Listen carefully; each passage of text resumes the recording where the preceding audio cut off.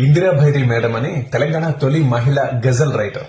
నేను చచ్చిపోతే నాకు అంతిమ సంస్కారాలు ఇట్లా చేయండి అని చాలా ధైర్యంగా బతుకున్నప్పుడే రాసుకుంది. ఆమె చనిపోయి 2 సంవత్సరాలు అవుతుంది. అది ఎంత సూపర్ ఉంటుందంటే ఒకసారి వినండి. నేను పోయినప్పుడు వస్త్రానికి బదులుగా ఓ కాగితాన్ని కప్పండి, కవిత రాసుకుంటాను. సిరా బుడ్డిని పెన్నునొకదాన్ని బ్యాగులో ఉంచండి. మనసులో ముళ్ళు గుచ్చుకున్నప్పటి పాటో, గాయపడ్డ గజలో గుండె లోయలోంచి జాలువారొచ్చు. సెల్ ఫోన్ మర్చిపోయారు, బోరుగొట్టి చస్తాను.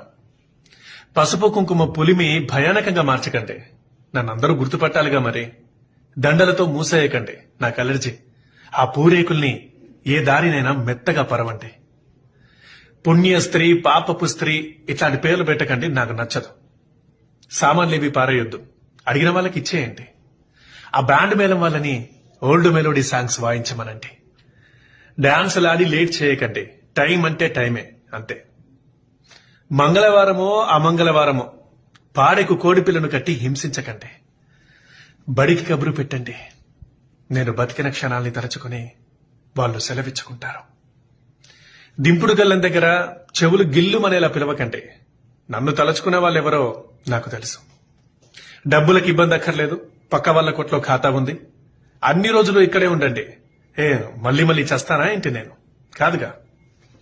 మట్టిలో కప్పెట్టకండి, పురుగు పుట్ర అంటే భయం నాకు.